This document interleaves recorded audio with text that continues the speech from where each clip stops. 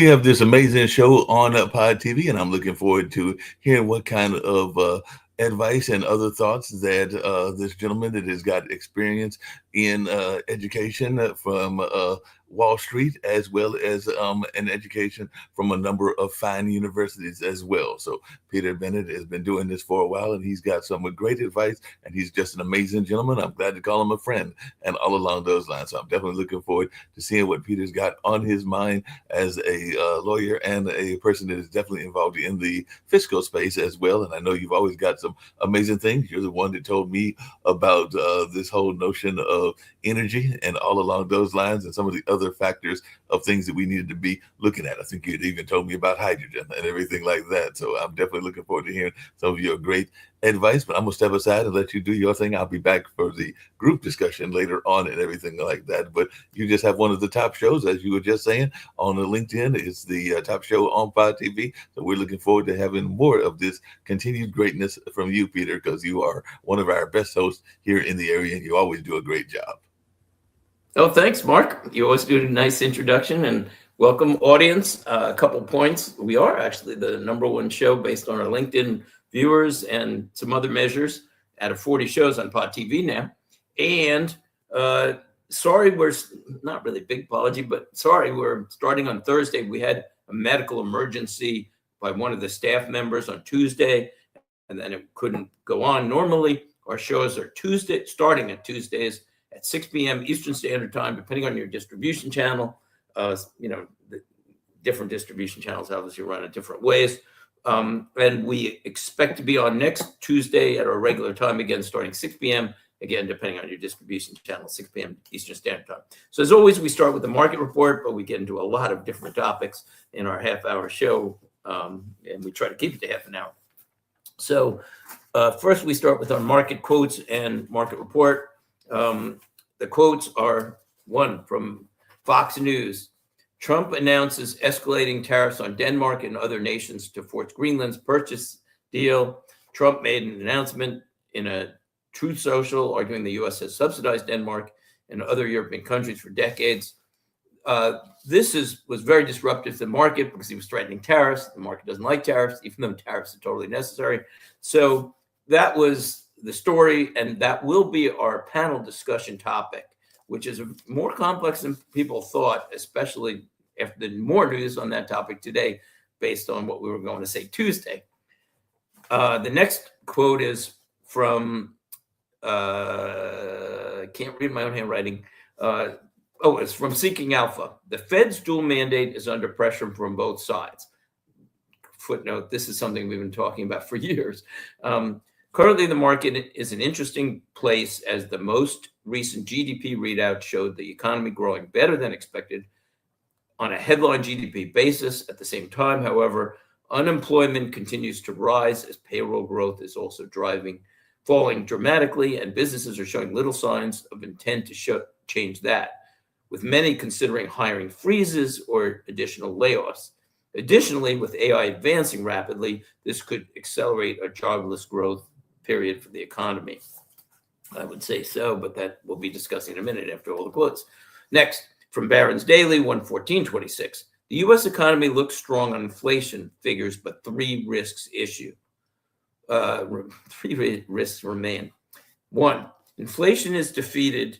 According to Donald Trump, that might be an overstatement, but it's right to celebrate the strength of the U.S. economy so long as a few lurking risks can be overcome. The U.S. ended 2025 with a consumer price inflation of 2.7% and an employment rate of 4.4%. Those are pretty good figures. Footnote, this comes from a pretty liberal financial magazine. Barron's, I like them, but they lean liberal. These are pretty good figures for a year featuring the implementation of tariffs and a prolonged government shutdown. The picture has gotten brighter. World economists now estimate the U.S. economy grew by 2.1% last year, well above the 1.4% expected growth. This year could be better, but the other risks include the effect of tariffs. Companies have been largely swallowing the cost of import tariffs, but they are raising prices slowly. Geopolitical shocks, events like Venezuela, yeah, that could always happen, or Iran, which could definitely disrupt things, maybe. Third is the economy, the issue of a waning economic credibility. The biggest danger is the perception that the Federal Reserve is losing its independence. Lots of comments. One, Barron's is right. The economy is doing much better than expected. Everybody said tariffs would be terrible.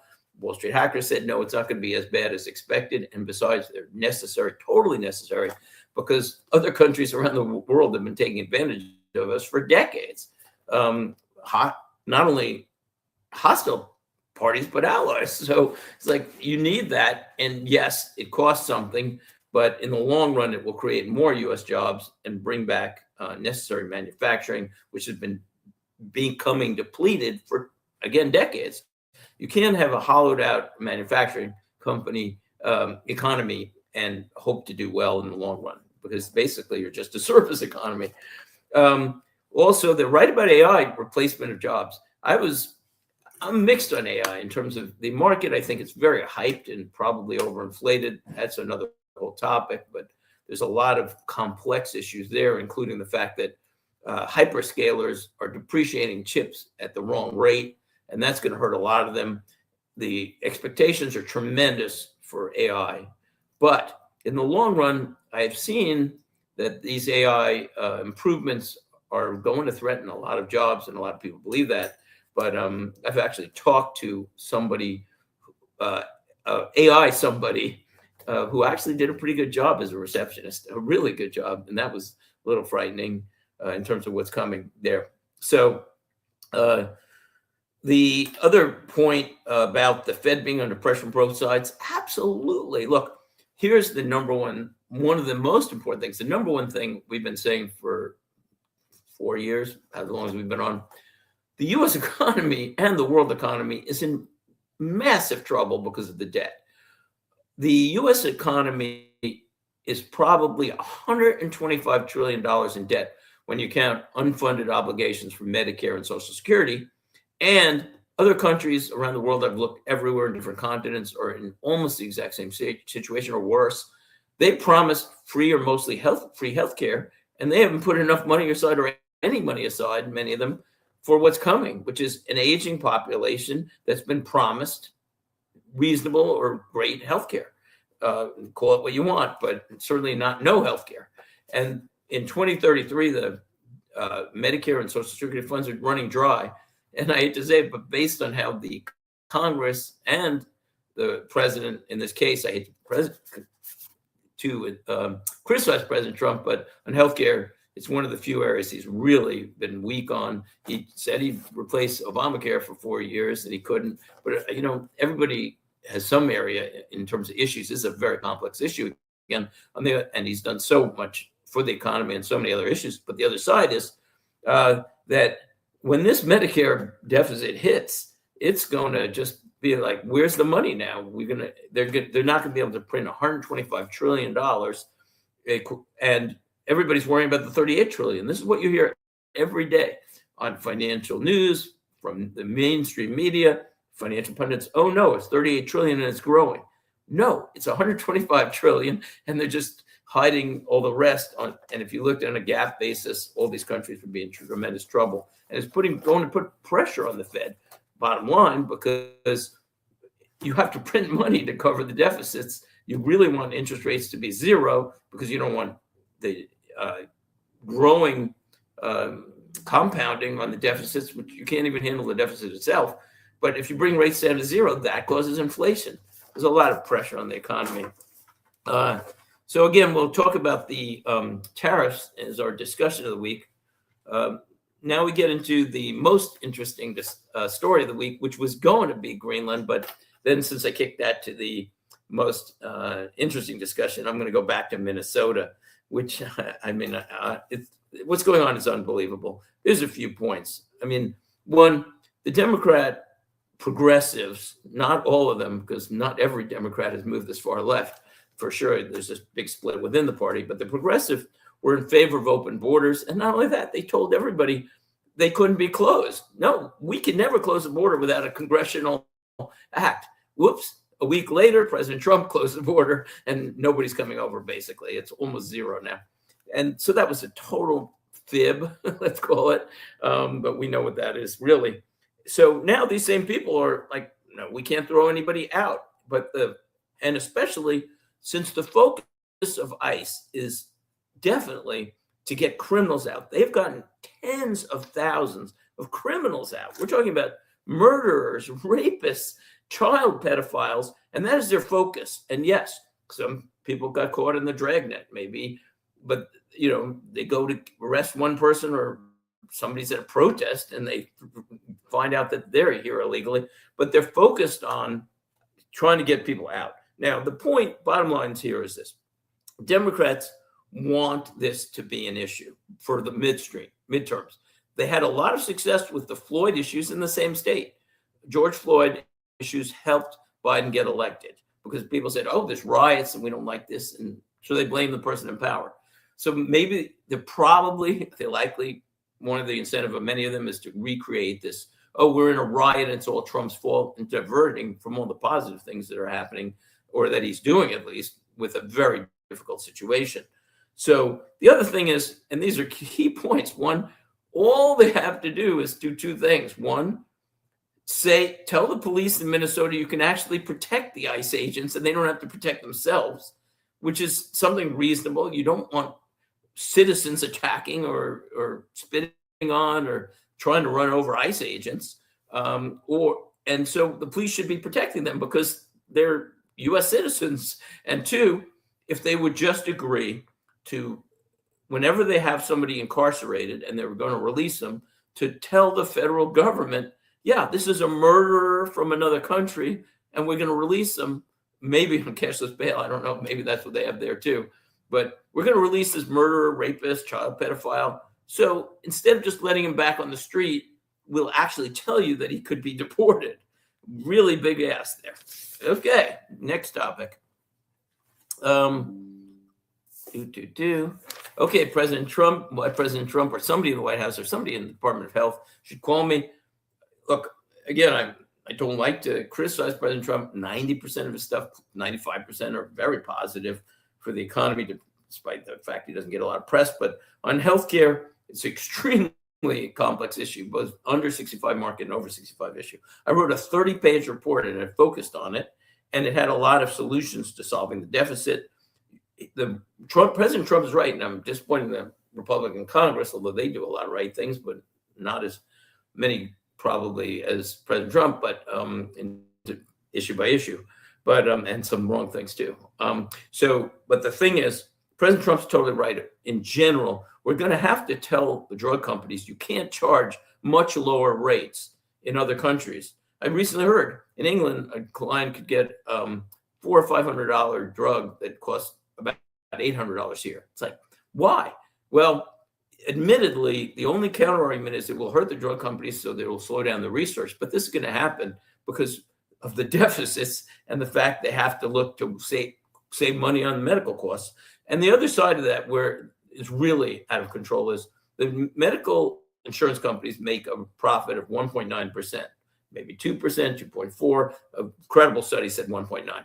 You can't squeeze the whole 1.9 out of it because they're doing all the administration. But let's say you could squeeze a third of that out. That's 0.6% you saved on the whole medical system.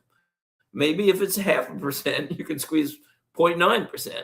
That's not going to make a big difference with an accelerating medical problem, expense problem in the country. And there's a lot that needs to be done, and it's not simple. Okay, we're moving on, and we're in good shape, actually, for a panel discussion. A lot of times we run way over.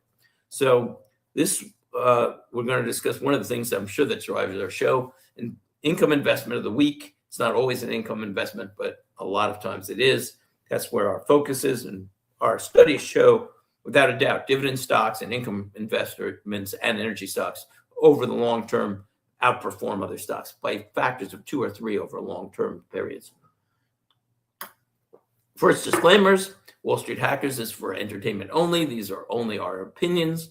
There are no guarantees on any of our suggestions, because there's no guarantees on anything except if you buy a CD or a treasury and those are only guaranteed if you hold it to maturity and you still have inflation risk. Consult your financial advisor.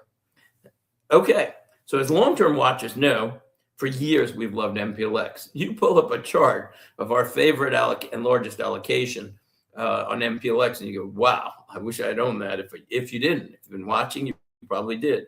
I know some people who did watch the show and bought it, but you can't have everything in one stock, first of all, and plus it's appreciated a lot, and now it's at about 55.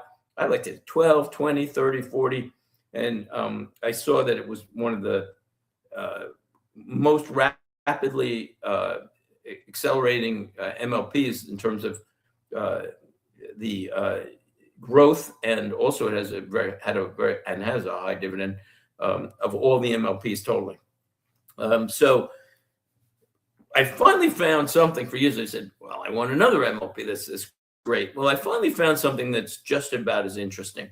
Not as large as MPLX in terms of allocation, but now I'm suggesting over a 10% allocation to Western Midstream Partners. WES owns and develops midstream assets, just like MPLX in some ways, largely midstream pipelines. They also do some gathering of natural gas, oil, and natural gas liquids. So as a footnote, it's a master limited partnership. Some people don't like the K1s, but to me, it's like if you're getting huge tax advantages as a U.S. investor, it's certainly worth a little bit of extra accounting expense to get a K1 form. Depending on how many you want to own, what your portfolio is, it could get expensive if you have a lot of K1s. But right now, I have two, MPLX and WES, and the only other partnership I have is small, and it's in an IRA. And that's the other point. You have to be very careful if you own an MLP in an IRA or 401k, a qualified plan, because there's something called UBTI, which you can look up. It's a penalty. If you own a lot of it there, it can be a pretty big penalty. So it's best owned for most people in a non-qualified account. What I like about WES is many things. One, it's more natural gas focused than MPLX, which is oil focused. I liked MPLX's oil focus a lot, and I still do, but it's a nice balance because WES is maybe 2/3 natural gas, and they're moving into another industry, which is, I'll tell you that in a minute. So what I really like about it is, one, it has an 8.75% roughly tax advantage yield. And where do you get 8.75% in probably a safe and mostly tax advantaged yield with potential growth in the market? If I found more, I'd let you know immediately, and I do, but there's not that many. It has a price over cash flow ratio of 8.18. That's a 12% cash flow yield. So what that means is they have the money to cover the dividend easily, the 875 roughly, and there's more money for expansion. So they can grow the dividend, and they are forecasting dividend growth of maybe 3 or 4% in the next few years. But I would not be at all surprised if they accelerated that. Their history is even better than that generally. And a lot of years they increased by 7 or 10. So I wouldn't be surprised if it's better than the 3 to 4.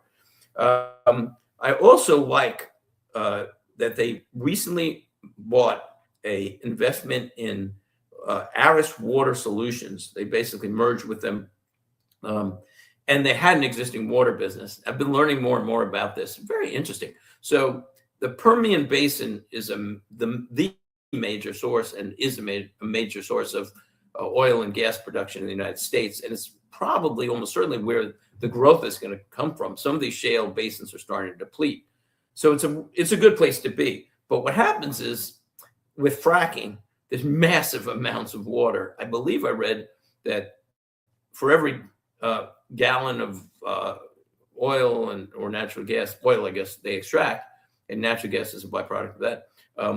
They generate about 5 gallons of water, 4 or 5 gallons of water. And they have to get rid of this water because it's polluted. And they also cannot drop it into the ground right there, because if you put in too much, it can actually cause earthquake problems. And they're careful with that. Years ago, there was big fear for fracking is going to destroy places, whatever. But they've been careful about where they put it. But so they have to get this water out of the basin and anywhere they're doing fracking mostly. So what they do is they ship it out by pipelines, and then they either clean it or they just move it to safer places. So it's a pretty safe thing, especially if West has long-term contracts, which they do. So Occidental seems to be moving big time into that area. They're one of the bigger producers, and so do a lot of producers. From what I can tell, this is the Permian Basin, especially the Delaware Basin, where they're focused, is going to be exactly where future U.S. oil and gas production is going to come from. So I think there's a lot of evidence that the other areas, many of them are depleting. So they're going to have to find the new gas, and it's in the Delaware Basin. So the bottom line is that it's a good balance with MPLX, and it looks to me like a very interesting investment. We'll see when the report comes out in early February, but I think it's going to be positive. But of course, I'm not a short-term investor.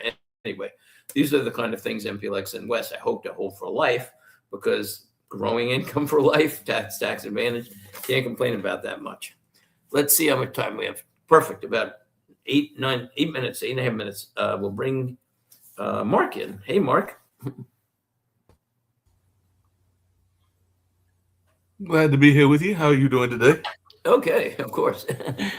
So the panel question of the week, I'll give you the background and then we'll discuss it. And by the way, this changed today. But I want to tell the audience, most of this discussion and my conclusions were done before today's change, but right. It's an interesting topic. Everybody was talking about Greenland. So the question was and is President Trump off base with his Greenland push, or is the story more complex? Background. President Trump has revealed that he was going to do 10% tariffs on February 1st on quite a number of European countries, and that it would accelerate to June 1st if no deal was made. At first glance, I definitely thought President Trump was pushing too hard. A lot of times his rhetoric sounds very harsh, and then he backs off a lot of times too, but it seemed like he was. My thoughts and the criticism included: one, he was alienating in many countries that are considered allies in Europe. Two, he was not making a good case if I was to Greenland at all. I think a lot of Greenlanders say they want independence from both the U.S. and Denmark. Mm-hmm. And he's saying, like, we want to just take over the country, so you're going to be ours, And I think they could have used a much more subtle approach in terms of approaching Greenlanders, which would have been, to me, I'll give you X dollars, and if you don't want it, fine. And then the other thing is it especially affected the market. The market went down a lot because of that. So those were the initial thoughts I had. Then I started reading some counter arguments. Number one, which made it much more complex, obviously. Number one, this is from the New York Post a couple of days ago. President Trump has learned perhaps too well that European political elites, the current governments in Britain and France, and the dominant forces in the European Union and left-leaning establishments across the continent won't do a damn thing when it comes to hard power unless their noses are rubbed in the knee. It took them nearly a decade of threatening to abandon NATO to get most member nations to start ponying up for defense at anything like necessary levels. Footnote. He was criticized for his whole term. You're alienating the allies. These people were supposed to be chipping in. They promised to chip in 3-4%. Now they're chipping in 5%, most of them. It's like they weren't meeting their obligation. That's not alienating an ally. It's calling a friend out who isn't meeting what he promised us. But he was like, oh, no, Trump is alienating everybody. Anyway, back to this. It took Russia's invasion of Ukraine to make them even think of reconsidering their Moscow-dependent and economically suicidal energy policies. Don't forget how the Germans literally laughed off Trump's 2018 UN warning of the utter foolishness of becoming totally dependent on Russian energy. Footnote again, he was right there. Biden was killing the U.S. pipelines while encouraging Germany to get all their oil, their natural gas from Russia. And Trump was saying, no, this isn't good. And they have been utterly oblivious to Beijing and Moscow's buildup of influence in Greenland, which I hadn't even heard of, which is of huge importance for controlling the Arctic and North Atlantic and in space-related defense issues. And I would add to this a couple of things that maybes, that I had before. This was all what I wrote before, but then I have to tell you what happened today. So I thought, the Supreme Court is likely about to rule on tariffs, and tariffs are really important for the United States because we're in so much debt. So is everybody else. But why would we want to be in debt when they're taking advantage of us on trade? So maybe he was using this to say, no, it's all political. It's not about the tariffs. It's about me using it as a political weapon, maybe. And also, there's a really odd thought that you may not like, but the market shouldn't. President Trump and the United States needs interest rates to come down. And my forecast is they will come down in the next few years. But in order for them to come down and for inflation not to totally accelerate, unfortunately, things have to slow down. So I think there will be a slowdown at some point. It may be caused by AI, it may be caused by Trump, but maybe he's just trying to slow down the market a little. The perfect environment in a way would be a pretty flat market, even though not for us as investors. But if the market keeps accelerating, spending is going to accelerate, inflation is going to accelerate, especially as they're printing all this money that they unfortunately need. So before I ask the question, I go to today's headline, which kind of validated some of this maybe, but today, President Trump revealed a framework for a future deal with NATO over Greenland.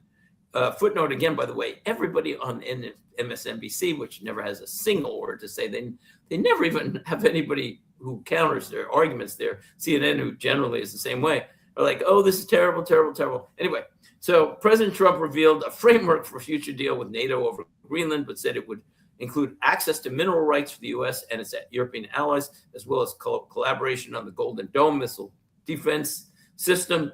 Based upon this understanding, he said, I will not be imposing tariffs that were scheduled to go into effect on February 1st. So clearly it was a little complex. Mark, what do you think? Yeah, it sounds like it was a little bit of political gamemanship, and we know that Trump loves political gamemanship and all along those lines and everything. I know that people in Greenland were not all that pleased because, like you said earlier, they want to maintain their own sovereignty, and that's something that a lot of people like to have as their own sovereignty. I mean, that's even a conversation, even though it's a separate conversation here in the U.S. with the territory of Puerto Rico, where there are some people that want to be a free Puerto Rico, and there are others that are content with Puerto Rico being a territory of the U.S. And I'm guessing that if we got Greenland would be a territory. And I do sometimes wonder about the expansion of all this territory, and at what point do we become too big of a country? Like if we got Greenland to the that north, happened to England, that's right. for sure. Yeah, and that's one of the problems with empires, that they grow too big. And we've got Greenland to the north, and we've got Venezuela, because he's saying that he wants to be ruling Venezuela, and that may be a joke, but he has made that statement and everything like that. So that would be a very wide mass of property and everything like that, and that can be problematic as well and everything. Yeah, there are everything is, I guess the number one point is on Wall Street. When I sometimes worked for groups that consulted with the president and the CEO, the CEO and the chairman of the board of Dean Witter, actually, a company that a lot of people wouldn't even know they existed anymore. But that was a long time ago. But what I kind of learned is a lot of times you think these people don't have any clue, but people at the top are pretty smart, and they know more. And so it's easy to criticize the people at the top, but they usually have more information.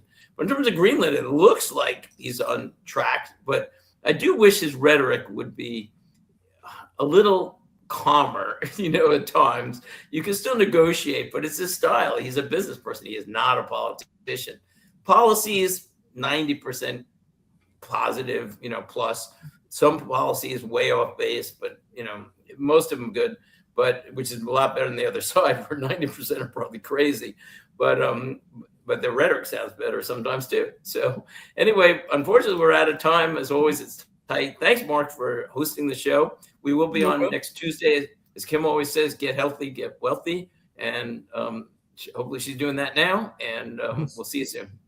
See you next Tuesday. Bye-bye. See you next week.